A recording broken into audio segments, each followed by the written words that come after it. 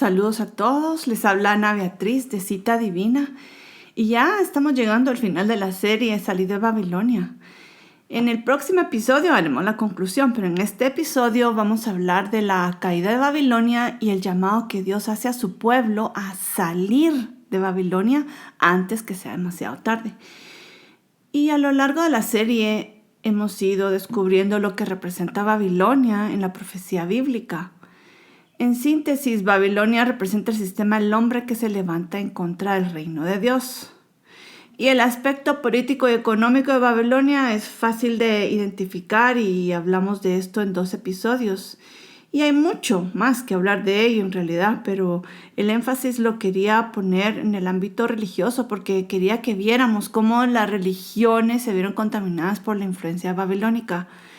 Y vimos cómo nació la religión judía en Babilonia y luego la religión cristiana, cómo fue infiltrada por las influencias babilónicas en Roma.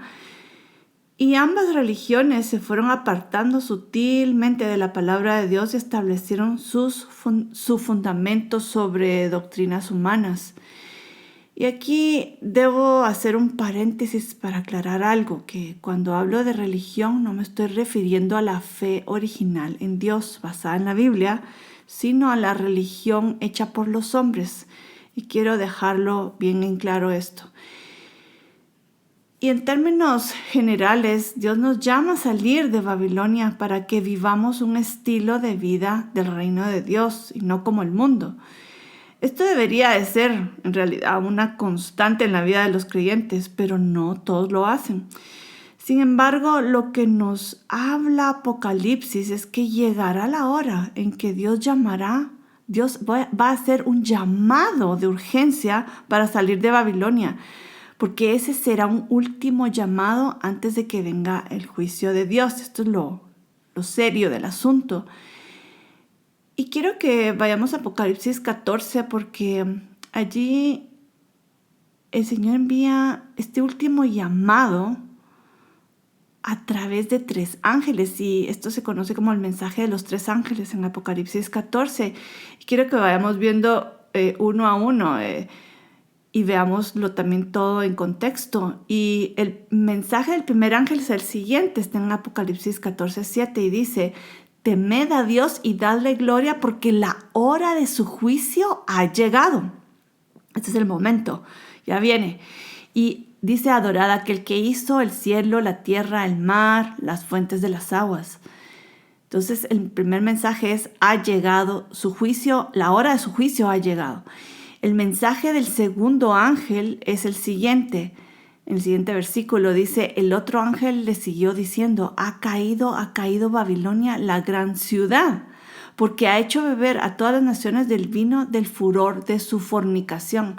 Aquí el mensaje del segundo ángel es: va a caer Babilonia. Y el mensaje del tercer ángel es el siguiente.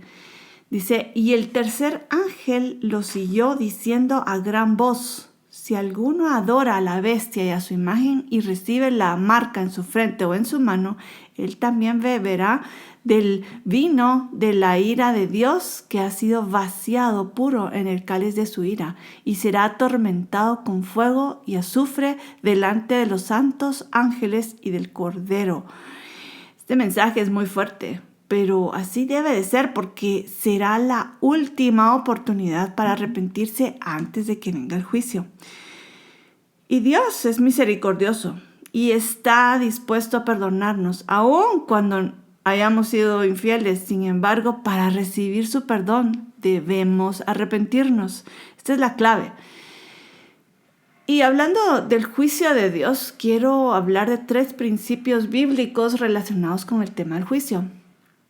Y los voy a mencionar y después vamos a ir viendo uno a uno. Y el primer principio es aviso antes del juicio. El segundo es: el juicio comienza por la casa. Y el tercero es: el colmo de la maldad. Ok, vayamos entonces al primer principio.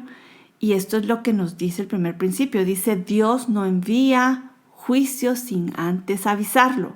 Y este principio lo encontramos en Amós 3:7 y dice: porque no hará nada Jehová el Señor sin que revele sus secretos su secreto a sus siervos los profetas. No va a hacer nada a Dios sin revelarlo, y por eso vemos que antes de juzgar a Babilonia, Dios va a llamar a su pueblo a que salga de en medio de ellos. Esto está en Apocalipsis 18:4 y dice: y oí otra voz del cielo que decía: salid de ella, pueblo mío, para que no seáis partícipes de sus pecados, ni recibáis parte de sus plagas. Ahora vemos el segundo principio sobre el juicio, que es que la disciplina de Dios siempre comienza por su casa. Esto quiere decir que Dios no va a juzgar al mundo sin primero haber disciplinado a su pueblo. Y este principio se encuentra en la primera carta de Pedro, que dice: porque es tiempo de que el juicio comience por la casa de Dios. Y si primero comienza por nosotros, ¿cuál será el fin de aquellos que no obedecen al Evangelio de Dios? La disciplina comienza por la casa. Y esto lo vemos reflejado en Apocalipsis, porque en el capítulo 17, primero vemos que el juicio va a venir sobre la gran ramera, que son los creyentes que se prostituyeron con la bestia y los reyes de la tierra. Eso lo vimos en Apocalipsis 17. Pero sigue después Apocalipsis 18, y ahí entonces después vemos el juicio sobre Babilonia y todos sus aliados. Primero por la casa, después el mundo. Y el tercer principio que quiero mencionar es que el juicio generalmente no viene sino hasta que haya llegado al colmo la maldad. Y este principio lo vemos ejemplificado en el pacto que Dios hizo con Abraham, cuando le dijo que sus descendientes no iban a recibir la tierra prometida sino hasta que hubiera llegado al colmo la maldad de sus habitantes. Y en Génesis 15:16 dice, aquí el Señor está hablando a Abraham y le dice: y en la cuarta generación, hablando de sus descendientes, ellos regresarán acá, porque hasta entonces no habrá llegado a su colmo la iniquidad de los amorreos. No fue sino hasta que llegó el colmo de la maldad de los habitantes de Canaán que el Señor permitió que Israel pudiera entrar a expulsarlos, porque ya se había abierto la puerta o el derecho legal para juzgar a esos habitantes. Este es un principio que debemos de ver. Y lo mismo también sucedió con Sodoma y Gomorra, ciudades que llegaron a tal colmo de iniquidad y depravación que el Señor las juzgó antes que al resto del mundo. ¿Por qué? Porque había llegado al colmo. Y lo interesante es de mencionar esto de Sodoma y Gomorra es que los profetas comparan a Babilonia con Sodoma y Gomorra. Y quiero que leamos en Isaías. Isaías profetizó esto acerca de Babilonia y lo conecta cabalmente con Sodoma y Gomorra. Y dice, Isaías 13, dice: y Babilonia, hermosura de reinos y ornamento de la grandeza de los caldeos, será como Sodoma y Gomorra, a las que trastornó Dios. Nunca más será habitada, ni se morará en ella de generación en generación, ni levantará allí tienda el árabe, ni pastores tendrán allí majada. Va a ser abandonada Babilonia, igual que Sodoma y Gomorra.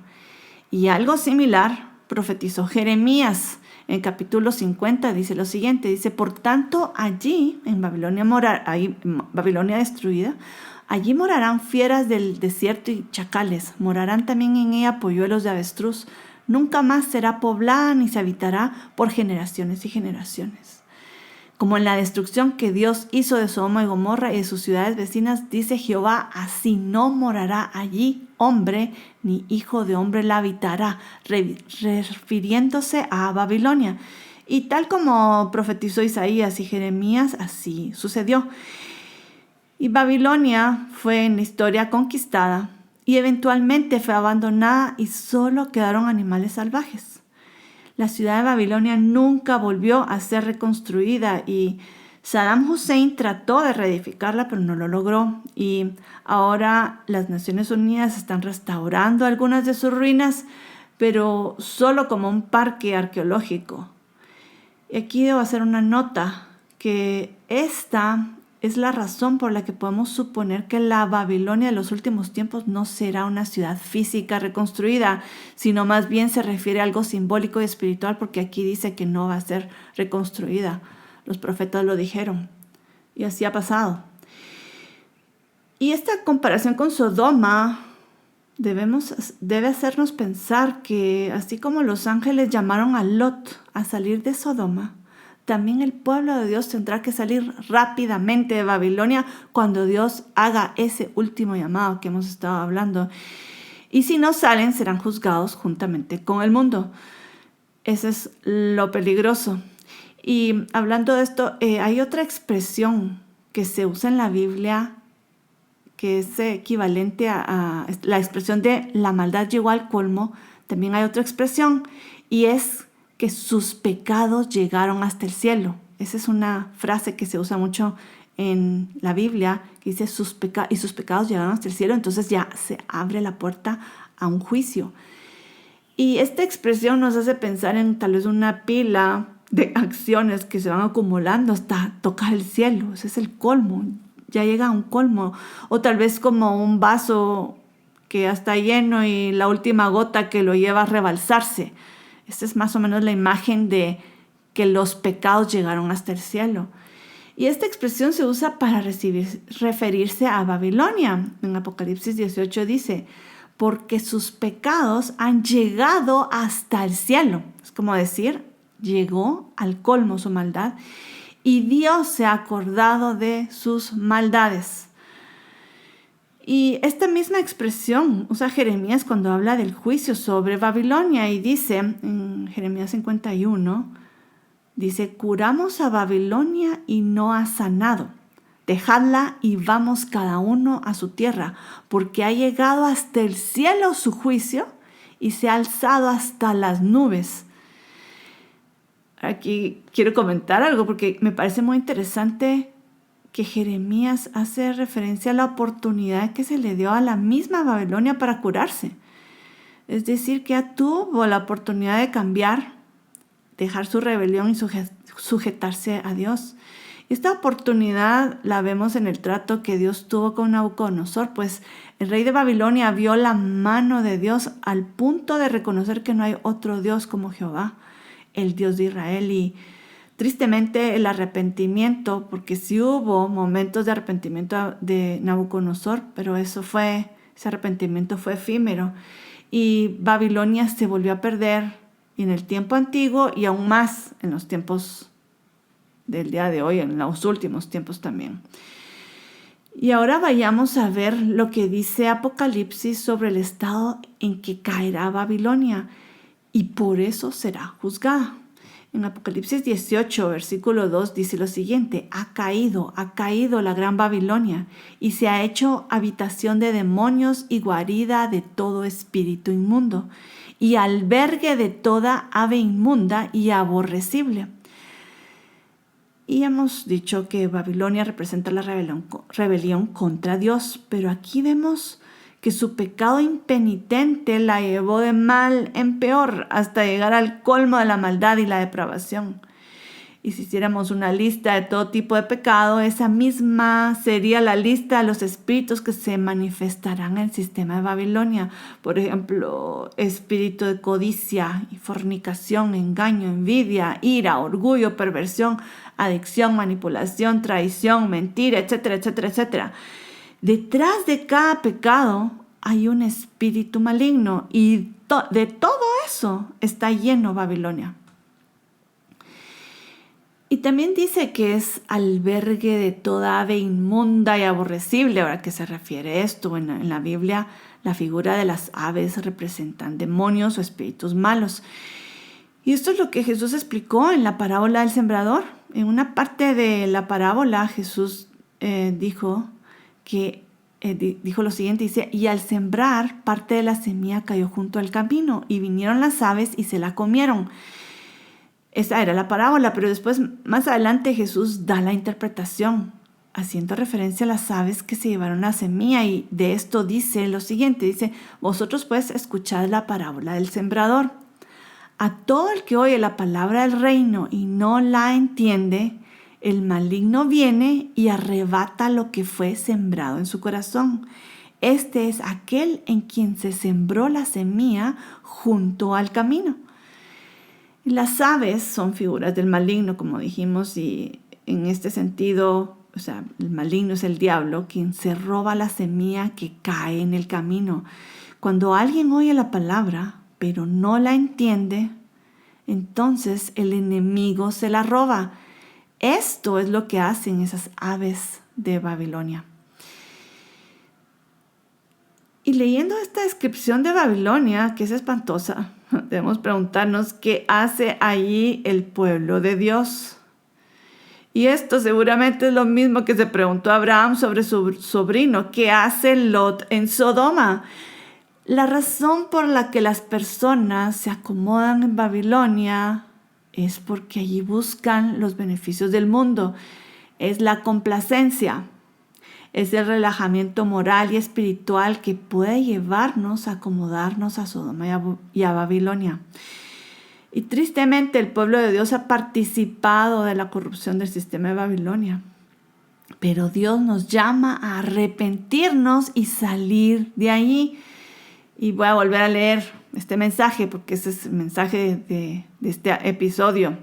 Y dice otra vez, y otra voz oí del cielo que decía, salid de ella, pueblo mío, para que no seáis partícipes de sus pecados, ni recibáis parte de sus plagas. También Jeremías recibió la misma profecía. Y en Jeremías 51 dice, huid de en medio de Babilonia y librad cada uno su vida, para que no perezcáis a causa de su maldad, porque el tiempo es de venganza de Jehová, le dará su pago. Y esa va a ser la última llamada antes que el juicio caiga sobre Babilonia. Pero en realidad Dios nos está llamando desde ahora para que salgamos de Babilonia. No tenemos que esperar. Sin embargo, para salir se quiere de intencionalidad, pues no salimos de ahí por inercia. Uno debe reconocer que ha caído y debe estar dispuesto a salir. Y debemos salir hoy, no mañana, no cuando ya sea demasiado tarde. Y algunos dicen que Dios se ha tardado mucho. Y la Biblia nos dice por qué Él está esperando. Y esto quiero que lo marquen en sus Biblias porque es muy importante. Está en 2 de Pedro 3:9 y dice, el Señor no retarda su promesa, según algunos la tienen por tardanza, sino que es paciente para con nosotros, no queriendo que ninguno perezca, sino que todos procedan al arrepentimiento. Este es un mensaje muy importante. Pero miren lo que dice después, en el siguiente versículo dice, pero el día del Señor vendrá como ladrón en la noche, en el cual los cielos pasarán con grande estruendo y los elementos ardiendo serán deshechos y la tierra y las obras que en ella hay serán quemadas. ¡Qué tremendo lo que va a pasar!